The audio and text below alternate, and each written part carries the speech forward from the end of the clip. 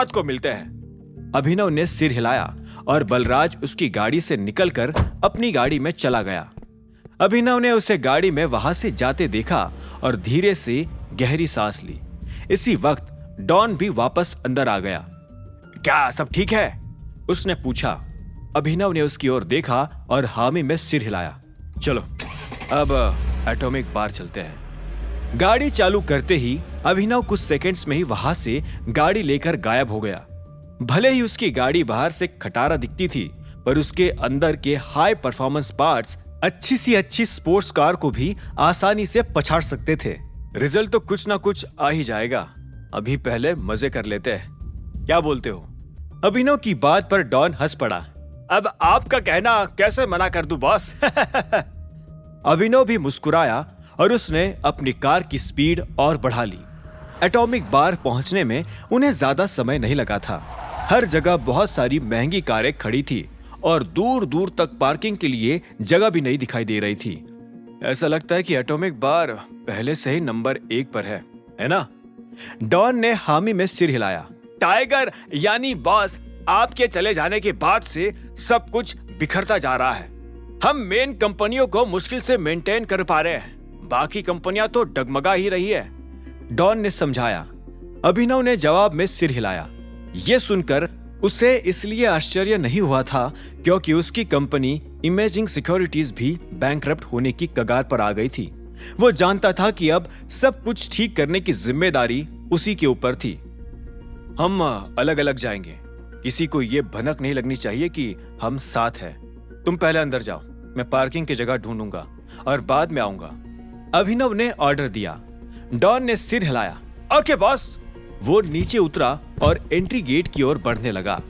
अभिनव car को धीरे धीरे तब तक चलाता रहा जब तक उसे कुछ कारों के बीच पार्किंग की जगह नहीं मिल गई।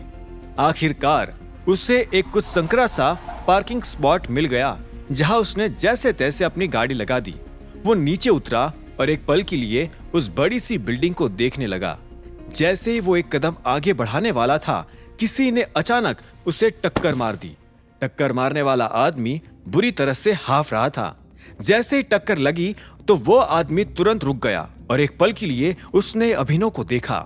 पहले तो अभिनव उसका चेहरा नहीं पहचान सका था, लेकिन थोड़ा गौर करने के बाद ही उसे एहसास हुआ कि वो आदमी और कोई नहीं बल्कि जॉनी था। जॉनी वो पहला आदमी था जिसे अभिनव ने अपनी असली पहचान के बारे में सबसे पहले बताया था। अभिनव को उसे देखकर थोड़ा अजीब लगा। वो भी जॉनी को पहचान गया था। जब वो पहली बार अभिनव से मिला था तब भी वो किसी मुसीबत में था और आज भी उसे देखकर ऐसा ही कुछ लग रहा था। जॉनी के कुछ कहने से पहले ही अभिनव मन ही मन ये मान चुका था कि आज फिर हमेशा की तरह उससे जॉनी की मदद करनी थी। अभिनव तुरंत ही अपनी कार में वापस गया और उसने एक नोज मास्क उठाया। उसे अपना चेहरा छिपाने की जरूरत थी, पर इतने में ही जॉनी वहां से भाग गया। उसके पीछे ढेर सारे लोग भाग रहे थे। उनके चेहरों पर गुस्सा और हाथों में हथियार थे। अभिनव ने फेस मास्क अपनी जेब में रखा और उन आदमियों के पीछे भागने लगा। वो सब लोग भागते हुए एक गली में घुस गए थे। डिलीवरी बॉय रह चुके होने की वजह से अभिनव उस इलाके के चप्पे चप्पे से वाकिफ था। वो ये भी जानता था कि उसे उन लोगों को कैसे घेरना है। अभिनव गली में दाखिल होने के लिए दूसरे रास्ते पर चला गया और कुछ ही देर में उस गली में पहुंच गया। तभी उसे किसी के चिल्लाने की आवाज आई। अबे इधर आ कमीने! उन आदमियों में से एक ने चिल्लाया। अभिनव ये सुनकर जान गया कि वो पास है। उसने फुर्ती दिखाई और वो फिर से जॉनी से टकरा गया। अभिनव ने उसे गिरने से पहले ही पकड़ लिया और वापस ऊपर खींच लिया। हाथ छोड़ता हूं भाई, जाने दो यार, जॉनी ने हाफते हुए कहा। उसे लगा कि उसके पीछे भाग रहे आदमियों में से ही किसी ने उसे पकड़ लिया है। तुम फिर से? अभिनव की बात सुनते ही उसने ऊपर देखा और उसकी आंखें सदमे से चौड़ी हो गई। हाँ, आप यहाँ क्या कर रहे हैं टाइगर? अभिनव मुस्कुराया। मुझे भी तुमसे यही सवाल पूछना चाहिए, क्या कर दिया इस बार? जॉनी घबराकर मुस्कुराया। अल्लाह, उसने शुरू किया, लेकिन इससे पहले कि वो आगे कुछ कह पाता पीछे से आवाज आई। तो एक आवाज गूंजी जिससे जॉनी के वे शब्द निकल ही नहीं पाए जो वो कहने वाला था। प्लीज मुझे बचा लो। जॉनी अभिनव के सामने गिड़गिड़ाने लगा। अभिनव जानता था कि अगर जॉनी का पीछा कर रहे वो लोग उस पर हाथ डाल देते हैं तो वो मारा जाएगा। जॉनी ही वो पहला आदमी था जिसे टाइगर ने अपनी असली पहचान के बारे में बताया था। अब आगे क्या होने वाला था? क्या अभिनव अब उन लोगों से लड़कर जॉनी को बचा पाएगा?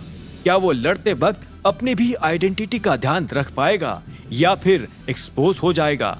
अरबाज के बेसमेंट में जाकर अभिनव लक्ष्य के परिवार को ढूंढ पाएगा या नहीं? जानने के लिए सुनते रहिए आगे की कहानी जानने के लिए देखें अगला एपिसोड सिर्फ पॉकेट FM के YouTube चैनल पर, और द रिटर्न ऑफ टाइगर के सारे एपिसोड्स को सुनने के लिए डिस्क्रिप्शन में दी लिंक से डाउनलोड करें पॉकेट FM ऐप।